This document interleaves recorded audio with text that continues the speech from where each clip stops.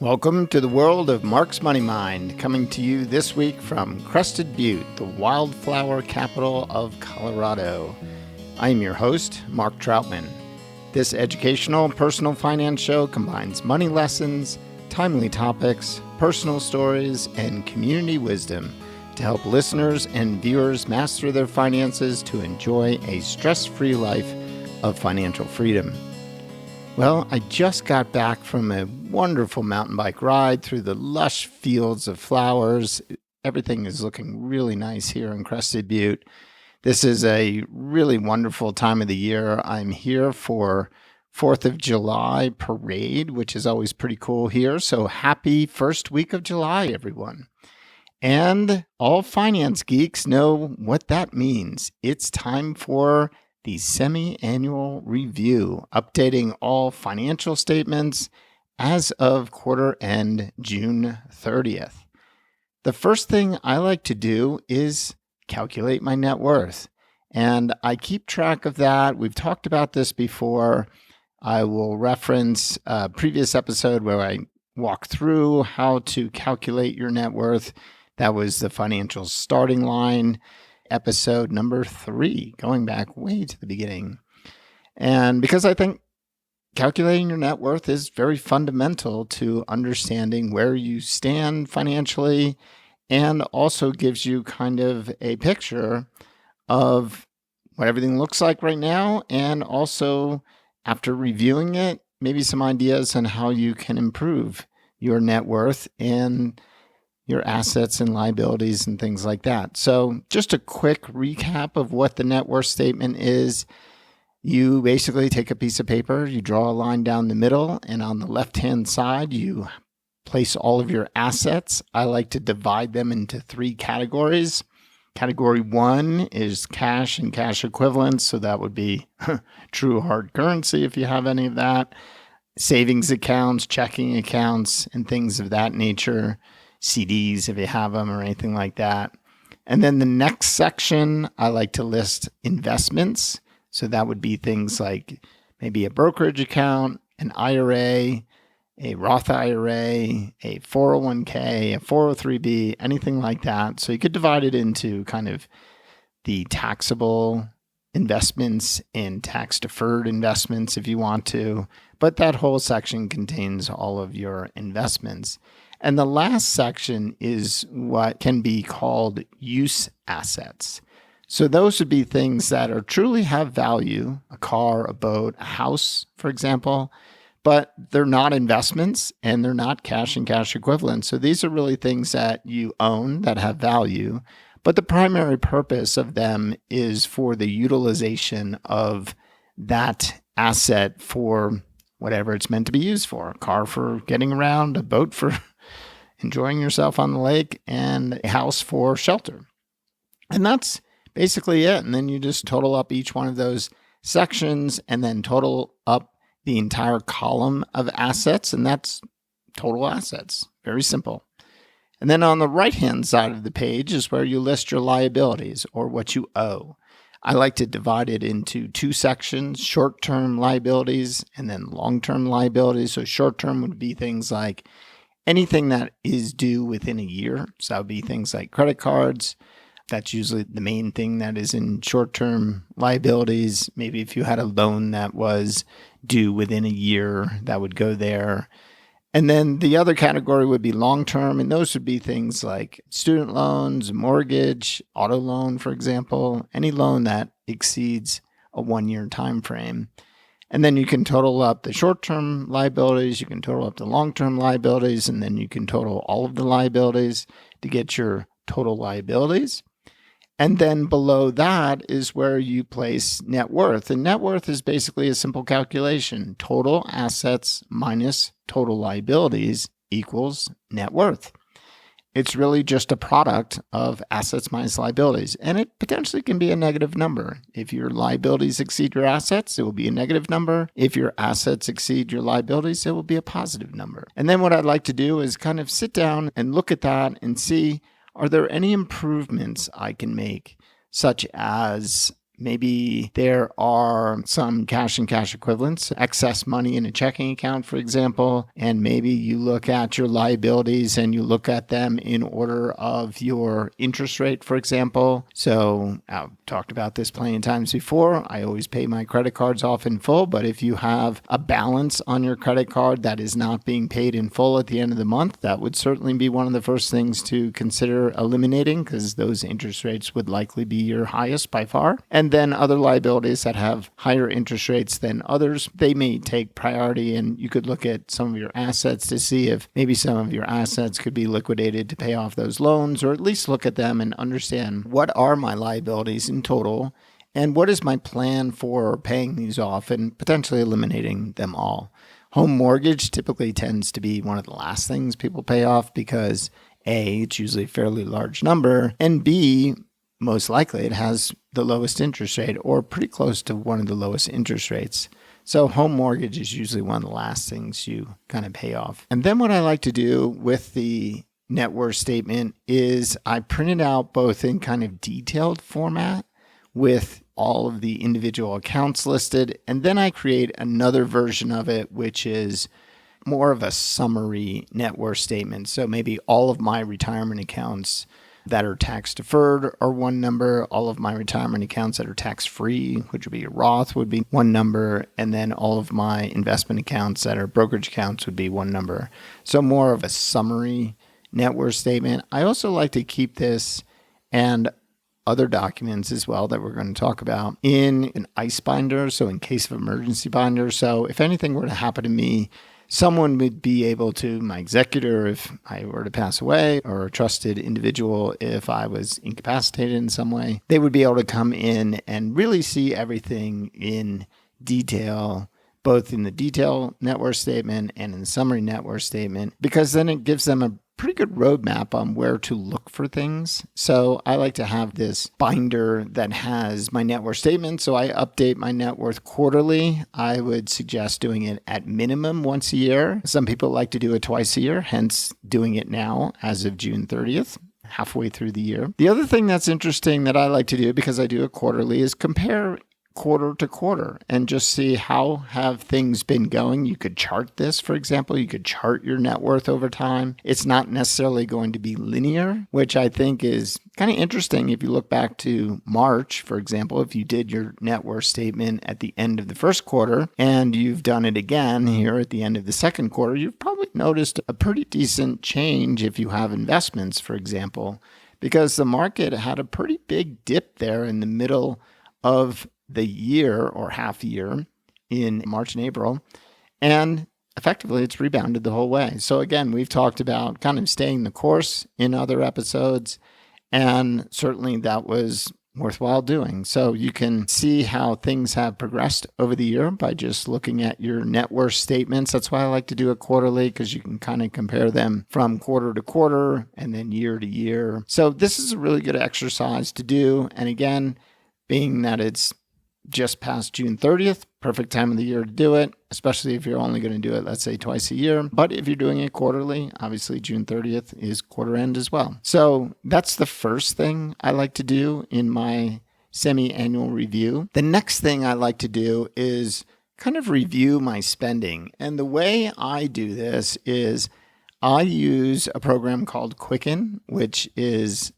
I would call it an accounting program for personal finances. There's also QuickBooks, which is accounting for businesses. But the Quicken product, which I've used for decades now, probably early 90s is when I started using it. So we're looking at 35 years here. I believe the software itself has been around for about 40 years. But I religiously put in all of my spending in there. So at the end of the quarter, end of the month, end of the year, whatever time I choose, it's very easy to just kind of create reports and see my spending history, because I've been putting in all this information as it has transpired. So whenever a charge on a credit card, I put it in. Any changes to investment accounts, any activity, I put that in there. It can be done automatically or automated. I don't do that. I actually manually enter everything. I know that's a little old school, but I like to do that. It gives me a little bit more ownership of the transactions. Also, when you're using a credit card and I am putting those transactions in manually, that's my I actually spent that money, where it's so easy to kind of forget what you spend on a credit card. So by putting it in manually, it gives me that kind of ownership of that spending transaction. And so I really like doing it manually. It takes more time than if I did it automatically, but I feel like it gives me a lot of ownership of all of the transactions. I could probably do the investment ones automatically instead, but I still do those manually. I just kind of do everything manually. Anyway, so I can create reports pretty easily by just saying, I want to see this time frame. And because I categorize everything in a very detailed fashion, I can see where I spent money in various categories over various time periods. Usually what I'll do is create a report. So right now, for example, as of June 30th, I create a year-to-date report. So it's from January 1st through June 30th. And then I'm having the report show it on a monthly basis. So I'm seeing each month individually. When I do it at the end of the year, I usually just have 4 columns of quarter 1, quarter 2, quarter 3, quarter 4, and then the total for the year. But what I like to do is look at this and say, where did I spend my money this year-to-date period, half year? And is it aligning with my values? And are there any areas where maybe I can make some improvements? Or at least I'm looking at it from the standpoint of really seeing what I spent throughout the year, because as time kind of moves forward, I think you kind of forget what you actually spent money on unless you really create reports and look back and see it, and then you can compare it to prior years, for example. So for me, this first half year was quite eye-opening. I mean, I knew where a lot of the spending was, but to see it in this report was pretty stark for me. And the key items were, I did buy a new home at the end of last year. I actually didn't physically, personally move into it until really the beginning of the year because I was away for most of the end of last year. So there were a lot of expenses associated with the new house. I had effectively given away all of my furniture when I sold my prior house. So I ended up buying all new furniture. So that was a big line item for really in January and February. And then one of the things I knew this was the case, but I wasn't really thinking about it.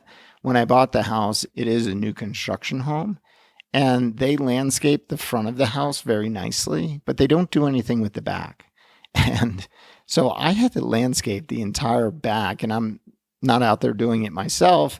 So I hired a company that did a fabulous job, but it was a very large project. And as you might expect, there was a very large cost associated with that. So that was a big number for me. Now, I anticipated some of these expenses, and when I sold my prior house, I put some money aside for those expenses. And fortunately, I put enough aside from the sale of my prior home, and the house I sold for more than the house I bought. So there was some excess funds available for these items. So they were funded with those proceeds. So it wasn't something that kind of ate a hole in my budget, let's say.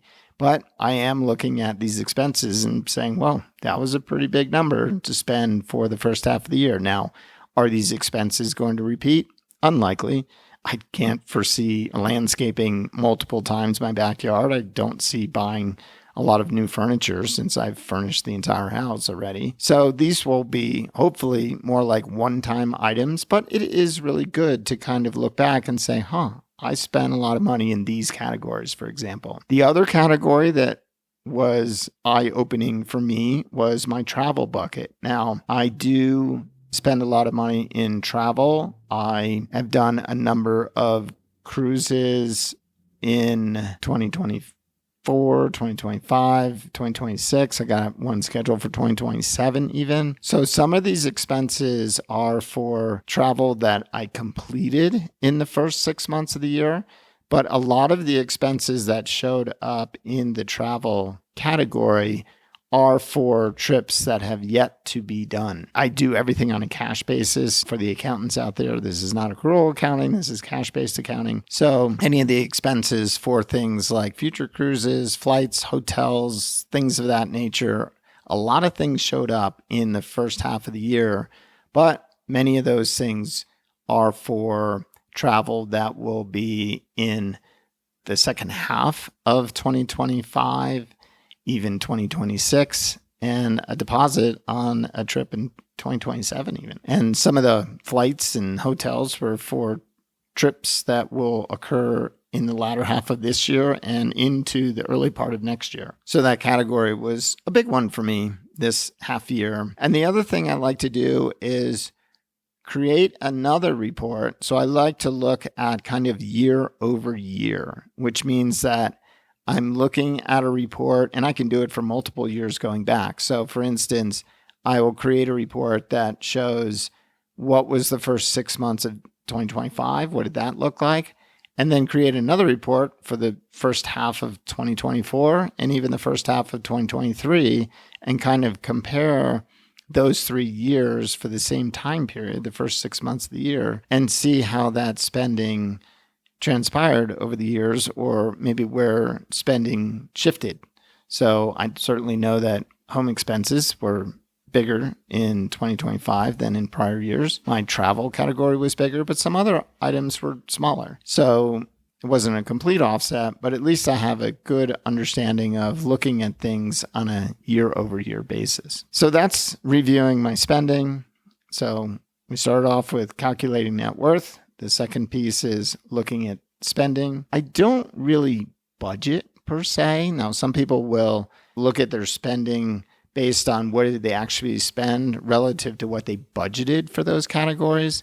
I don't actually budget. I track, but I don't budget. The way I kind of budget, let's say, is I pay myself a paycheck out of my investment account, and I live to that paycheck. And for me, I don't really care where that money goes as long as I'm not overspending what I'm paying myself in that paycheck. So for me, it's not so much, oh, I can only spend X number of dollars on food and X number of dollars on utilities and X number of dollars on fun. It's more of, as long as I'm not spending more than the dollars that I'm receiving from my quote paycheck, I feel like I'm fine. And when I was working, I did the same thing. Paula Pant from Afford Anything calls it the anti-budget. And I was very much I don't like to say I'm anti-budgeting, but it's kind of the opposite of budgeting. So what I would do is I would pay myself first, and so put money aside for savings, put money aside for investing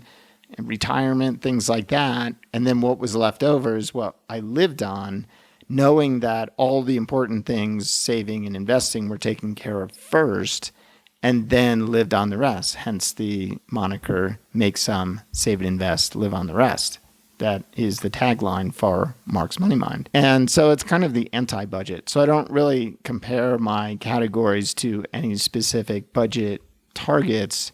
I just look at my spending, know that I'm within my allowance or paycheck, however you want to look at it, and all's good. Then the third aspect is looking at that one-page financial plan that I talked about in episode 39, and I'll put the link in there as well. So I have this one-page list of items that is a summary financial plan for the upcoming year. And now that we're halfway through the year, I like to look at, well, what was I planning on doing? What is my progress on those items? And then check them off as they get done. So for instance, for me, one of the things is I always want to max out my HSA contribution, so health savings account. I have a high deductible plan that's an HSA eligible health plan, so I can make contributions to a HSA account. I actually front load that every year, so I put the full contribution in January into that account, so that's already done. I can check it off. But if I was paying it monthly, I would make sure that I was still in line with what my plan was, and if I'm behind, maybe make an adjustment, or if I'm ahead, make any adjustments necessary so that I remain on track. The other thing, now I can't do this because I don't have earned income, but if I was working, I would be looking to do Roth IRA contributions if I could, if my income allowed me to make those contributions. There is an income limit that at some point, I don't have the number off the top of my head, but it's fairly high. If your income exceeds that, you can't make Roth IRA contributions, but many people can. When I was working, I'd like to do those at the beginning of the year, unless it was a year where I thought I might go over the income limit. In that case, I would wait until either the end of the year or even the beginning of the following year, because you can contribute to a Roth IRA up until April 15th for the prior year. So for people that are kind of on the cusp of maybe going over the income limit, instead of having to make a contribution and take it back out and recharacterizing it, which you can do if you're over the income limit, you can't recharacterize, let's say, Roth conversions, and I won't get into that, but there are certain recharacterizations that you can still do, and that is if you go over the income limit, for example, you can move that to a traditional IRA or just take it out of the Roth IRA. So if you're near that income limit threshold, sometimes it's better to wait until you know that you're going to be eligible to make that contribution. The other thing as an employee I would be looking at is my employer retirement account contributions. So what was my goal for the year? Where do I stand on that goal? Am I ahead of the goal? Am I behind the goal? Do I need to make any adjustments? Did I get a raise maybe? Should I increase my contributions? Where do I stand relative to the maximum I'm allowed to contribute? That was one of the things that I was fortunate enough to learn at a very young age, was to max out my 401k. I did that ever since I was in my early 20s, and that's really probably the primary thing that allowed me to retire early, was maxing out my 401k every year. That was a huge benefit. So if you can max out your 401k, for example, or employer plan, and maybe you have the opportunity to do that, but you haven't quite gotten there yet, probably haven't if it's only halfway through the year, but see how you stand to be on track to do that, or whatever your goal is for your retirement contributions. The other thing, I don't do this anymore because I don't have a lot of savings goals because I'm in the distribution period, in the retirement period, but in my kind of accumulation period, I would be looking at any savings goals I might have. So if I was trying to build an emergency fund, for example, or I used to like to make contributions to a savings account for travel so that we could do trips and have already saved the money for that trip without having to figure it out once we got back from the trip, how we were going to pay for it. So we would always save in advance for things like travel. If you have a sinking fund for replacing your vehicle down the road, that's another savings goal you may have. So I would kind of look at any of the savings goals that you have in your financial plan, see where you stand. Is there any adjustment you can make? Pat yourself on the back if you're ahead of the game and you're doing well. Maybe check off the box if you've fully funded whatever that savings goal is. Have a little mini celebration for that. In the retirement years, this is something that's on my one-page financial plan. I have different goals for Roth conversions every year. And so what I like to do is I like to do a little bit of a conversion at the beginning of the year. That's well within what I think my conversions will be for the year. And then as I get closer to the end of the year, I'll kind of true that up. So why would anyone do Roth conversions? I don't want to turn this into a Roth conversion episode, but like I said, I was maxing out my 401k ever since I was in my 20s. Over time, as you can imagine, with compounding and all those contributions, I had a pretty sizable amount in my traditional 401k, or the tax-deferred part of a 401k. And then if you just leave that there until you're required to take distributions, and for me, that's age 75, you could potentially be faced with a fairly sizable, what's called a required minimum distribution, where the government basically says, hey, it's time to start taking money out of that account. We want our taxes on that money. And if you wait until you're required minimum distribution age, which for some people is 73. If you're born after 1960, your required beginning date or required minimum distribution is age 75. So for me, it's age 75. Now, if I were to wait to age 75, that required minimum distribution could be fairly significant and push me into a very high tax bracket. So one of the things to do is, especially when you're retired and retired early and have no other income, is to fill up all of the lower tax brackets with Roth conversions or other income if you have it. Maybe you have a little side income or you have rental income or something like that. I don't really have any income. So I'm using Roth conversions to fill up certainly the 0% bracket, which is the standard deduction amount, the 10% bracket, and the 12% bracket. For me, that's a no-brainer. I do that every year, and we'll talk a little bit about ACA subsidies, even giving up some ACA subsidy to do that because I feel like the 10 and 12% and certainly the 0% tax bracket is beneficial, and who knows how long we'll have it. It looks like maybe that's going to continue for a while, but that's a pretty good bracket to be paying taxes in instead of delaying down the road until required beginning date or required minimum distribution age of 75 and potentially having a lot of money, certainly in the 0, 10, 12, but also maybe in the 22, 24, and whatever it will be down the road. Potentially tax brackets will go higher or tax rates will go higher because we have a pretty big deficit that needs to be dealt with at some point. So I always like to fill up the 0,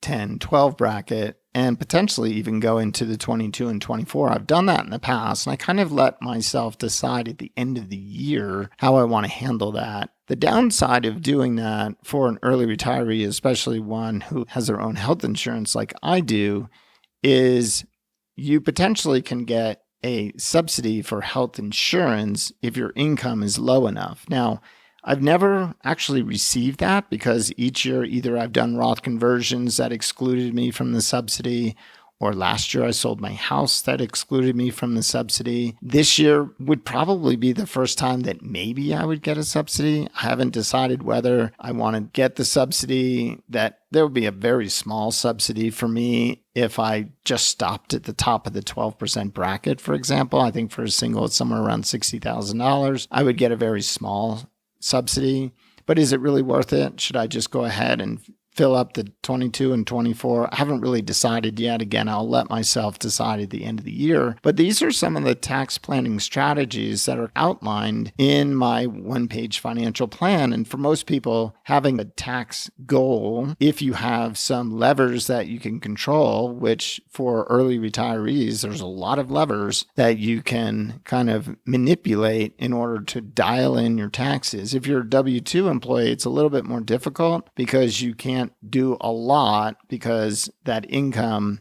is going to come through. You can max out your 401k, for example, and that would reduce your taxable income. That's one way to do it. But there aren't as many levers for W-2 employees. But for early retirees, there's a lot of things you can do to manage your taxes. And what you want to think about is, and what I'm always thinking about, is not just managing my taxes for the current year. If I was doing that, I could just do nothing, right? I could do no Roth conversions. I could get a pretty substantial ACA subsidy, but I wouldn't be utilizing that 0, 10, and 12% bracket. And if I don't use that now, I can't go back in time and say, hey, you know what? I didn't use that a couple of years ago. Can I use it now down the road? And if I don't use it, it's very possible that, especially with required minimum distributions, I would be pushed into a very high tax bracket down the road. So I'd rather pay some tax today in exchange for paying less tax in the future. So I'm always looking at my lifetime tax liability, not just my current year tax liability. But again, on the one-page financial plan, it's just thinking about, well, where do I want to fit in the kind of the tax strategy for the current year, with the mindset of how does that affect my lifetime taxes as well. And then the other thing I start doing, and I started doing actually last week, was I start outlining next year's one-page financial plan. So I usually use the current year as the template, and then I start making some adjustments to that. So for instance, for me, this is a unique year in that I will be eligible for a Social Security benefit as a survivor on my wife's record. My wife passed away, so I can receive a survivor benefit on her record. Now, what I will be doing, because my Social Security is larger than hers, I will delay my own until age 70, but you can claim a survivor benefit as early as age 60 or 50 if you're disabled, which I'm not, so 60 for me. And it's reduced because the maximum would be if I waited until my full retirement age. There are no delayed credits for survivor benefits, so there's no benefit in claiming beyond full retirement age. But my full retirement age at age 67, while I would get more per month, I would only have 3 years of receiving that prior to turning my own on at age 70. So even though the age 60 benefit is much lower than the full retirement age 67 benefit, I will get 10 years of a lower amount instead of 3 years of a higher amount. And if you math it out, it actually makes sense to go ahead and claim. So for me, my birthday is at the end of the year, so I will get 2 months of Social Security this year, survivor Social Security. So that starts to factor into my Roth conversion strategy, for example. And for next year, I will receive a full year of survivor benefits, Social Security survivor benefits. So that's also going to change my tax strategy. And the other thing that I can do, and this is also applies to this year and will apply to next year, is that since I'm not a W-2 employee, I don't have any withholding for taxes from a paycheck, for example. So for me, I need to either pay estimated payments, which are 4 times a year: April 15th, June 15th, September 15th, and January 15th. Those are the 4 dates that the estimated payments are due. And the IRS wants your tax liability to be paid equally over those 4 quarters for whatever your income is going to be for the year. So you kind of need to estimate, well, what is that going to be so that you can make adequate estimated payments. Now, there is a workaround, and that is any withholding counts as if it was received equally throughout the year. So what a lot of retirees will do is they will withhold money from Social Security if they have it, or from IRA distributions. And that can include Roth conversion if you're over 59 and a half, which I am. I recently had my 59 and a half birthday, and it was funny. There was a celebration on the cruise ship for that. And I think the people that kind of put the little thing together that worked for the cruise ship are totally confused. Like, what is 59 and a half? What does that mean? Anyway, so we had a little celebration for that on the cruise. So anyway, I am over 59 and a half, so I can withhold money from my Roth conversion if I chose to, but usually you're better off paying the tax from a taxable account if you can. So that's what I try to do. And then I also have an inherited IRA, which is not subject to the 10% early withdrawal penalty. So I can withhold money from there if I were to use the inherited IRA. So that was one reason I kept my inherited IRA separate from my own IRA, so that if I did want to do any withdrawals prior to age 59 and a half, there's no 10% penalty from the inherited IRA. And if I wanted to have some of that withheld to pay my taxes, I could do that as well. But once I turned 59 and a half, there was no advantage to having the 2 accounts. So I combined them. As a spouse, you can do that. And so now I just have one IRA that is my own. So my wife's inherited IRA was combined with my own. So now I have my own IRA. So if, hopefully this doesn't happen to anyone in the audience, but if you have a spouse and they die before your age 59 and a half, consider keeping the inherited IRA, if they have one, that becomes yours, separate, so that you can have access to it without the early withdrawal penalty and also any withholding that you want to do from there as well. When I originally notified Vanguard, which is where our IRAs were, they actually were going to go ahead and combine those, because spouses can combine their IRAs. It acts as if it's your own IRA when you have a spouse that passes away. So many custodians just assume you want to combine it with your own. The problem is, if you're under age 59 and a half, there's a benefit to keeping them separate. And I think, most people's spouses pass away after both people typically are 59 and a half. So for most people, they just go ahead and combine them. But that's not what I wanted to do. I know this is kind of getting off the one-page financial plan, but in any event, now that I'm 59 and a half, that IRA is now combined. I don't have the 10% early withdrawal penalty. So if I wanted to make a distribution from my traditional IRA and have some of the money withheld, or do a conversion and have some of the money withheld, then that would satisfy paying the estimated taxes, and I could do it at the end of the year even, and it would count as if it was paid throughout the year. So what some retirees will do is they may do a conversion early in the year, and then they'll do a withdrawal at the end of the year and potentially have as much as 100% of it withheld just for that tax purpose. Now, of course, that withdrawal also adds the income, even though it's all withholding. So you do have to kind of factor that into the math. But some people will do that. Now, my plan is to really pay the taxes from the outside, from a taxable account, so that more money is effectively going into the Roth IRA. So think of it this way. Let's say you're doing a $50,000 conversion from your traditional IRA to the Roth IRA. And let's say you estimate the tax liability on that conversion is $10,000.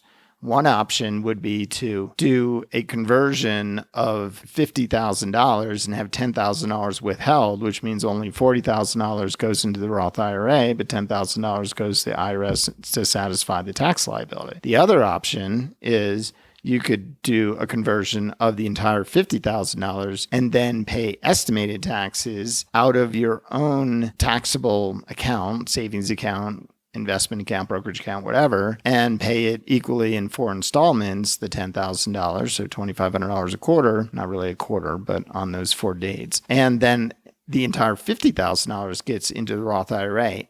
You can kind of look at it like this. It's like getting that extra $10,000 that you're taking out of your brokerage account and getting it into the Roth IRA. So if you're doing big conversions and you have the ability to pay the tax from a taxable account, it's really beneficial to do that if you can do that. Now, not everyone can do that, so sometimes withholding is the only option. So it's not a bad strategy to withhold if that's the only way you can pay the taxes. But if you can pay it from the outside, it's usually better. So getting back to the one-page financial plan and next year's one-page financial plan. So for me, I have some income changes. So I need to start factoring in Social Security survivor benefits. The other thing that I've decided to do is when you receive Social Security, you can elect the withholding from that check. And I believe the 4 amounts are 0, 10, 12, and 22, I believe. So basically the tax brackets, right? And a lot of people will say, well, I don't want to have any money withheld. I'm just going to get the whole check. And then they are faced with a tax liability at the end of the year that they're like, whoa, how come I have to pay taxes? Well, potentially up to 85% of Social Security is taxable. So for me, what I've decided to do, and I haven't called Social Security yet, and I'll talk a little bit about how I have to go about doing that. But my plan is to withhold 22% of that Social Security check because that will go a decent way of satisfying some of my tax liability for conversions and things like that. And it's just kind of an easy way to have withholding in lieu of paying estimated taxes throughout the year, or at least pay reduced estimated taxes because the withholding is taking care of some of that tax liability. So for people that have outside tax liability, maybe it's investment income, maybe it's conversions, using your Social Security to withhold taxes is a good way instead of having to pay quarterly estimated tax payments. So that's one thing I'm looking at. And then I'm also kind of outlining what my Roth conversion strategy is going to be for the following year. If I have to make estimated tax payments, which I probably will, if I do Roth conversions and pay the tax from regular brokerage accounts or savings accounts, I'm going to have to make some estimated payments, even with the Social Security withholding, because my Social Security isn't that large. So the withholding isn't that large either. So that's what I've started outlining. And the other thing I've learned, because my birthday is in October, I can file for benefits as much as 4 months prior, and I should do it at least 2 to 3 months prior to make sure that it gets done in time so that that first payment can be made. And that first payment for me, I believe, would be in November, the month after I turn 60. Oof, it's even hard to say that, but yeah, I'm going to turn 60. So that's what I need to do. And I've also found out that I cannot apply for survivor benefits online. So if it was a regular benefit for myself, I could apply online, no big deal. For survivor benefits, I potentially can do it over the phone. But I've also heard that some of the documents they may need include a marriage certificate, potentially even birth certificates. And if you do it over the phone, they may ask you to mail those in, and they say they will return them. But I've heard from others that they don't always return those documents and they're hard to get back. So if that's the case, I will make an appointment and go into a physical office and show them those documents. Then they can scan them and give them right back to me. So that's the plan. I should be able to do it as of July 1st, which right now it's July 2nd. So I should be able to do that. So I will initiate a phone call and make my appointment, likely in person, unless they say that they can do it over the phone without any paperwork. I've heard that sometimes they are able to do that if you give them all the information. And I was wondering about that. But my understanding is, for instance, the marriage certificate, they can look in public records and find it as long as you give them the day you were married, where the marriage was located, and so forth. They may be able to look it up and not require the marriage certificate. It's my understanding. We're going to see. Hey, I'll keep you posted on how that all goes. Then the other thing I like to do, so we've talked about calculating net worth. We've talked about reviewing spending. We've talked about checking off the items on your current year one-page financial plan, starting to create your one-page financial plan for next year. And then the other thing I like to do is just think about, is there anything I need to update? So estate planning documents, I recently just did my estate planning documents. I redid them after I moved and there were some life changes. So I had those done. So there's not many estate planning things I need to do. I've been thinking a little bit more about who the executors are and how I want to handle that. So I may make some minor changes there, but it can be done with what's called a codicil and not have to redo all of the documents. So I may make some minor changes there. Been giving that a lot of thought. And then the other thing is I like to review beneficiary designations. I like to do it at least once a year, but I decided to it's so easy to go online and just see what they all are. And this is another thing that I have on a one-page document that is in that in case of emergency folder, so that if someone had to step in, they could see, oh, okay, A, these are all the accounts, and B, these are all the beneficiary designations and the percentages that go to each one of those beneficiaries. So it's very easy for someone to manage if that ever comes to be. Well, it will come to be at some point, hopefully very distant in the future. And then, like I said, just update that ICE binder, the in case of emergency binder with these documents, and let the people who would need to take care of that know where they are. Let them know, like, hey, these are the documents. This is where they are. If something were to happen, just go there and you'll see everything. Or even review it with them so they have an understanding of what it is, what their responsibility potentially would be at some point. So that's it for the semi-annual financial review that I like to do. And it's really the same process that I do at least twice a year. I like to do it in January for year end, and I like to do it in July as of June 30th. And then I also do it again after March 31st and after September 30th, but it's not quite as detailed. I really use this kind of mid-year review to really go through things in detail. And certainly the one in January, which is the year-end review, is really the one that is the most crucial in my opinion. So that's how I do it. I hope this was helpful. And I hope you have a wonderful July 4th weekend. Don't blow yourself up. Stay away from fireworks. Just enjoy watching them if they have them. We don't always have them here in Colorado because of the risk of wildfires. We'll see if they're going to have any. I'm not sure. Hopefully. I know they've done some like light shows and drone shows before, so sometimes they'll do that instead. But we have this really cool 4th of July parade in Crested Butte. So anyone in Crested Butte, look for me. I'll be out there. And then I'm headed to Camp Phi. So I'm going to Rocky Mountain week 1, which is this coming weekend, starting on July 4th. And that goes through Monday. And then there's a new one that was added. There's a week 2, which is the following weekend. There's a week 3, which is the weekend after that. And then Stephen Boyer of Camp Phi, founder of Camp Phi, decided to do a midweek one this year. So between week 1 and week 2, it's called week 1.5. So because it's back to back, I've decided to stay for that one. So I'm going to do week 1 and week 1.5. So if you're there, hope to see you. We're going to have a good time. My daughter's going to the first one, the one over the weekend.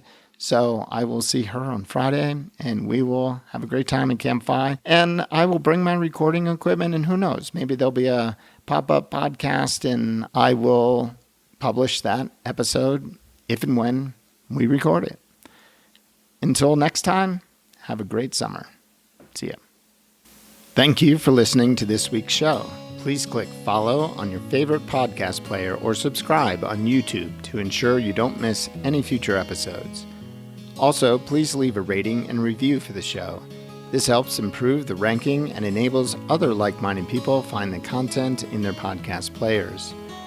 If you would like me to answer a question on the show, please send it to mark@marksmoneymind.com and put podcast question in the subject line. Let me know your first name or let me know if you would like to remain anonymous. I would also appreciate it if you would recommend this show to friends and family that might benefit from this content. See you next time on the Mark's Money Mind Show. Until then, make some, save and invest, live on the rest. Now for the all-important disclaimer. This show is for education and entertainment purposes only and should not be considered investment, tax, or legal advice. Please consult the appropriate advisor or advisors before implementing anything you hear on this show or any other show for that matter.